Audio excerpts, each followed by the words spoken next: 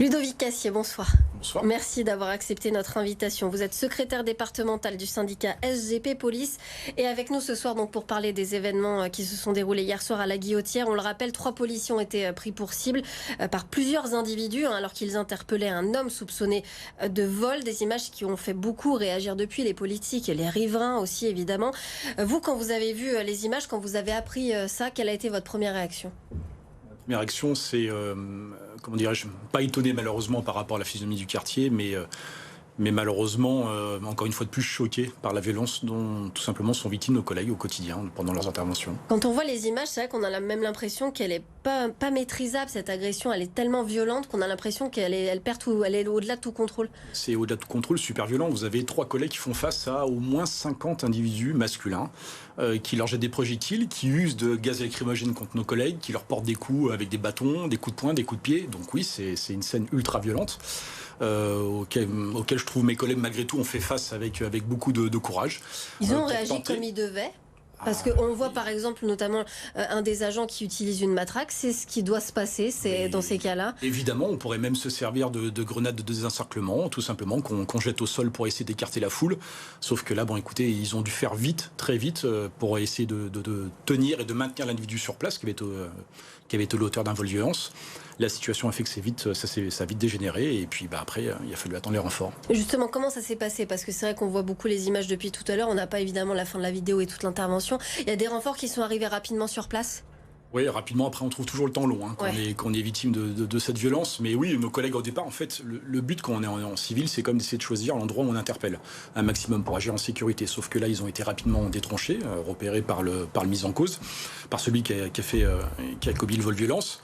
Ses copains aux alentours, ses copains d'opportunité ont très rapidement compris aussi qu'il s'agissait de policiers. Ils ont essayé de le faire libérer, tout simplement. Au départ, en les invectivant, en les insultant. Et puis là, voilà, tout simplement. Donc il fallait que nos collègues tentent de le maintenir sur place, puisqu'ils savaient qui c'était et qu'il avait vu en flagrant délit commettre le vol de violence. Et puis après, face à 50 personnes, on n'a pas le choix, on se protège et puis on fait ce qu'on peut en attendant les renforts. C'est ça, c'est qu'il a été pris en flagrant délit. Il a commis cette infraction sous leurs yeux. Oui. Donc ce que ça veut dire, c'est quoi? C'est que les policiers ne peuvent plus intervenir, ils ne peuvent plus faire leur travail? Ils l'ont fait, en connaissant les risques aussi qu'il y a dans ce quartier-là. Sauf qu'encore une fois, je pense qu'ils auraient peut-être préféré aussi décaler encore plus le moment de l'interpellation, puisqu'ils l'avaient à vue. Sauf que quand vous êtes identifié, après il faut agir, et bien, leur sens policier et leur courage a fait qu'ils ont voulu procéder à l'interpellation et de pouvoir après le remettre à la justice. C'est vrai qu'on a l'impression que ça s'était calmé ces derniers temps dans le quartier de la Guillotière, notamment avec le retrait du marché. Bon, il est revenu aussi ce marché par vagues un peu successives. C'est pas le cas finalement, il y a toujours des soucis dans ce quartier. On va pas j'ai pas des chiffres à vous donner de manière précise, mais non, c'est pas le cas. Les interpellations sont nombreuses. La BST qui avait été créée par rapport à tout ce qui s'était passé sous sollicitation politique, la BST a été créée. Nos collègues n'arrêtent pas, sans arrêt, tous les jours. Donc la BST, c'est cette brigade qui circule tous les jours, qui est spécialisée pour le secteur de Gabriel Péri. Là, en l'occurrence, par contre, c'était le service de sécurisation du transport en commun qui intervenait. Donc c'est encore un autre police. Rien à voir, mais c'est un service de police de la DDSP, de la sécurité publique du Rhône.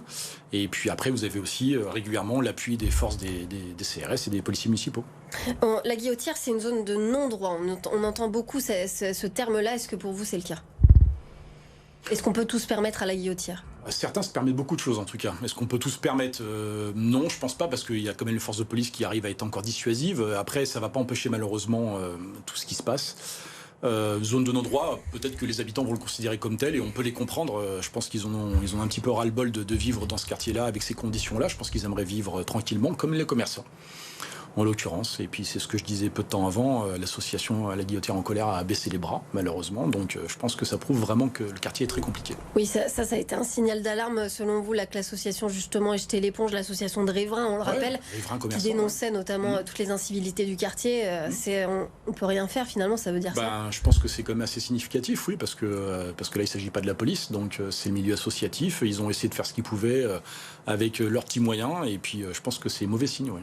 Vos collègues, qu'est-ce qui vous font monter? Est-ce qu'ils ont peur d'y aller? Ils n'ont plus envie d'y aller? Il y a ce sentiment-là? Ou alors non, peur, non. Il n'y a pas ça? Non, pas de peur. Non. Plus envie en tout cas? Non, en plus, vous savez, la BST qui a été créée, mes collègues étaient volontaires pour participer à cette BST, donc ils y vont en connaissance de cause, il n'y a pas de difficulté. Peur, non. Et connaissance du danger lié à la mission et sur le quartier précisément, ils l'ont.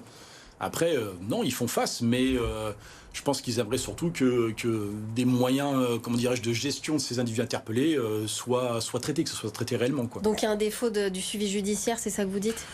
Défaut de suivi judiciaire, disons qu'on va dire que c'est pas normal qu'une même personne qui a commis tant de faits soit encore présente sur les lieux. Et en plus, si je rejoins le ministre de l'Intérieur qui l'a dit il y a pas longtemps, s'il a commis plusieurs infractions et qu'en plus il n'a pas le droit d'être sur le territoire national, je pense qu'on doit effectivement se poser la question de sa présence et pourquoi on l'expulse pas, oui.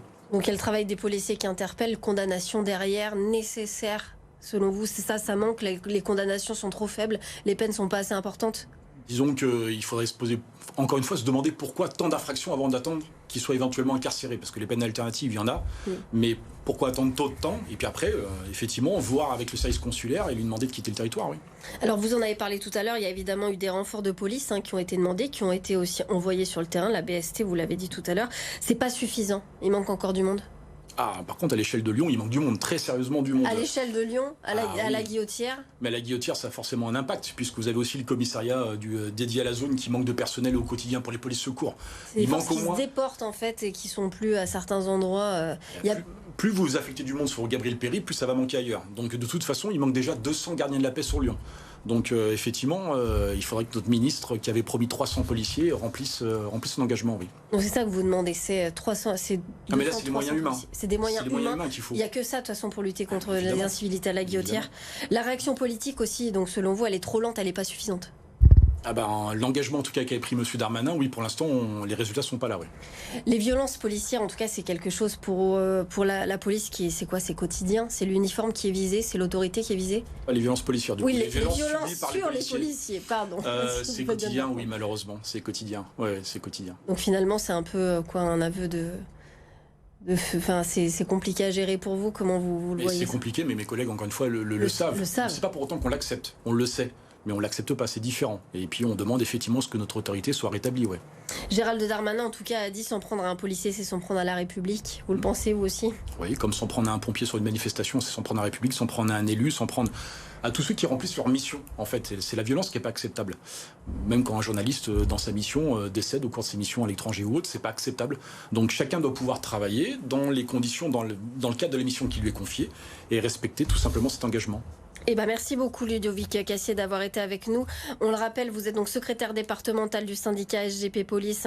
Vous êtes venu nous voir pour nous parler de cette agression qui a eu lieu à la Guillotière. On le rappelle, 3 policiers qui ont été pris pour cible hier soir, pris pour cible par des individus, plusieurs dizaines d'individus qui les ont pris pour cible alors qu'ils interpellaient un homme soupçonné de vol. Les politiques, les riverains donc ont beaucoup réagi. On en reparlera notamment dans notre prochain journal. Merci beaucoup, merci d'avoir été avec nous.